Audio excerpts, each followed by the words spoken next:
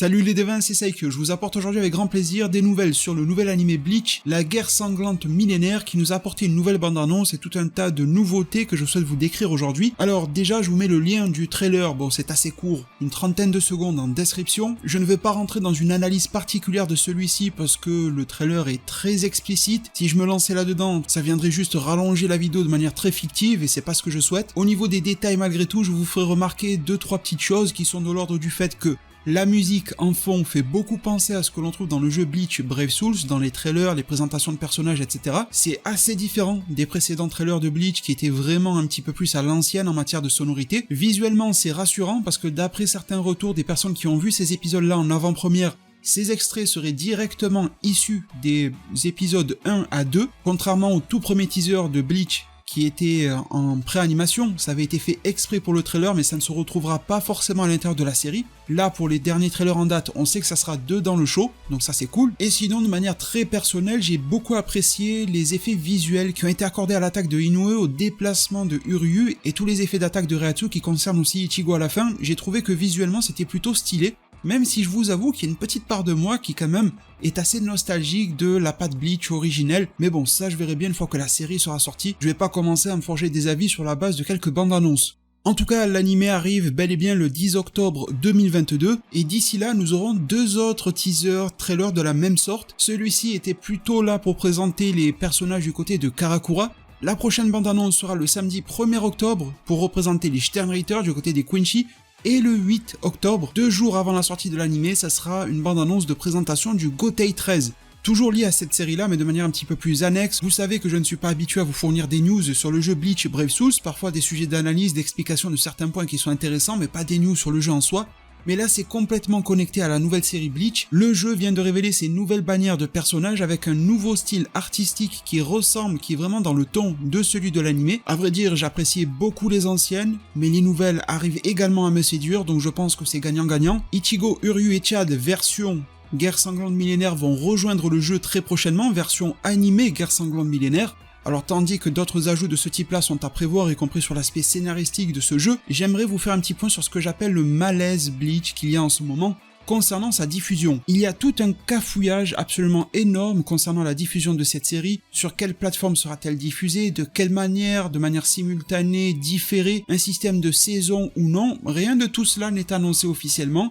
Chacun y va de sa petite théorie, parfois des théories déguisées en vérité qui ne sont au final que des fakes, parfois des leaks mais on n'est pas en mesure d'aller les vérifier. Aucun officiel ne prend réellement la parole. Le dernier officiel en France qui en a parlé, c'était tout simplement Glénat qui disait qu'il ne savait pas, l'éditeur du manga. De manière humoristique, on a également eu la plateforme Crunchyroll qui a répondu à une discussion directement lancée par le community manager de Discord en disant que Bleach ou Naruto ça leur parlait pas mais qu'ils avaient d'autres trucs à proposer sur le ton de l'humour. C'est un petit peu une manière détournée d'établir qu'ils ne l'auront pas, comme on s'en doute tous. Et donc pour vous faire un topo de la situation, mais c'est vraiment très fouillis, donc je n'arriverai même pas à tout vous résumer parce que tout et son contraire a été dit, mais dans les grandes lignes, en m'appuyant sur une toute nouvelle information concernant Jujutsu Kaisen, d'ailleurs si vous êtes fan de JJK, eh bien vous allez avoir une information, série que j'apprécie beaucoup par ailleurs, j'en parle pas sur la chaîne parce que je suis pas un lecteur de la mort de la série, etc. Je la suis un petit peu en mode grand public, mais en tout cas je trouve que c'est vraiment de qualité. Bref, une nouvelle affiche a été montrée pour la saison 2, elle arrive en 2023, un trailer est pressenti pour bientôt, mais ce n'est pas ça que je voulais vous dire, c'est surtout le fait que cette saison 2 est confirmée comme ayant 2 cours.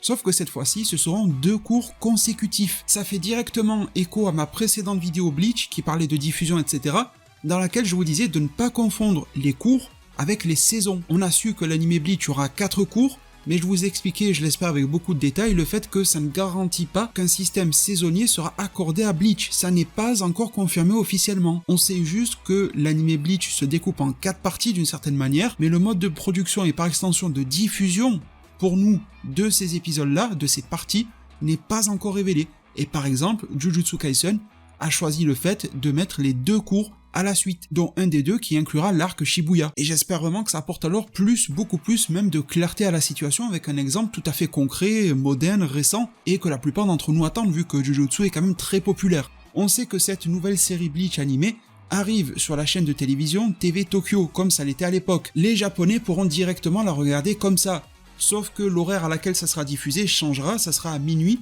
pour permettre à la série de ne pas être censurée. Ça c'est assez clair, mais ensuite qu'en est-il du reste du monde? En fait on ne sait pas vraiment. On a des leaks qui font état de Disney+.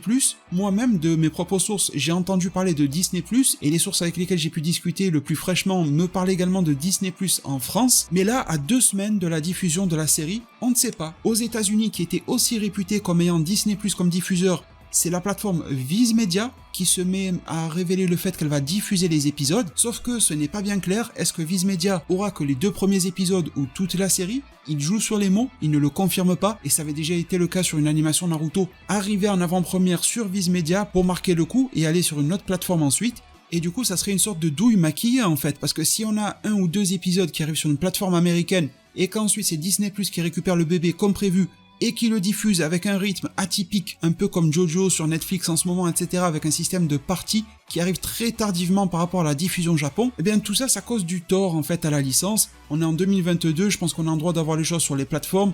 Si les plateformes gèrent mal leurs affaires, ça les regarde, mais au moins qu'elles l'annoncent. Si c'est Disney+ qui l'a, autant ils ne communiqueront dessus que à partir du moment où ils lanceront vraiment la série sur la plateforme. C'est aussi une chose à laquelle il faut penser. Si les gars de Disney+ se sont mis d'accord sur une diffusion tous les 10 épisodes, dès que le 10e est sorti, ça va sur la plateforme. Le 20e, allez, on met encore un lot de 10 épisodes. Ben, dans ce cas, quel intérêt ont-ils à communiquer dès maintenant alors qu'aucun épisode n'atterrit sur Disney+?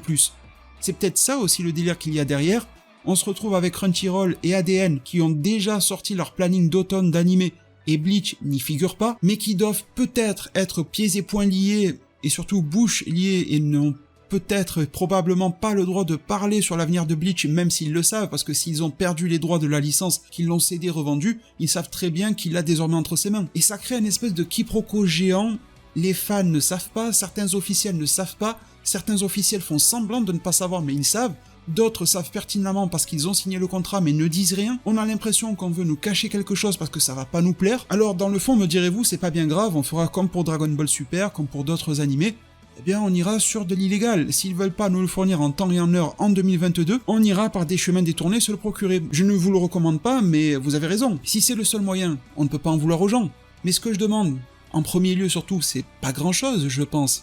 C'est une communication claire. Je pense que les ayants droit, s'ils n'ont pas réussi à avoir un simulcast ou quelque chose de la sorte, ont peur de communiquer dessus pour éviter de provoquer un tollé sur les réseaux sociaux et avoir une dégradation de leur image. Mais en même temps, plus tu attends avant d'annoncer de mauvaises nouvelles, plus salement elle sera reçue, et le retour du bâton risque d'être encore plus grand en fait, lorsque l'on l'apprendra au dernier moment. Et deuxième point, deuxième chose que je demande, alors celle-ci je peux comprendre qu'à l'issue des négociations de contrat elle soit plus compliquée à obtenir, mais dans un monde idéal, eh bien c'est que l'on n'ait pas à piocher dans l'illégal et que l'on puisse, via le biais de nos abonnements que l'on dispose déjà sur une plateforme ou une autre, accéder à Bleach. Bleach est actuellement sur ADN, on a Burn the Witch qui était sur ADN et Crunchyroll, je sais pas si c'est que Crunchyroll qui l'a maintenant, mais en tout cas c'était quelque chose comme ça. Ce sont des plateformes facilement accessibles pour lesquelles on a à peu près tous un abonnement. À la limite, si ça arrive sur Disney+, il y a de plus en plus de gens qui sont abonnés aussi à cette plateforme-là. Elle est passée leader il n'y a pas si longtemps que ça au niveau mondial. Si ça arrive sur Disney+, moi, j'ai pas d'affinité particulière pour ADN ou Disney+.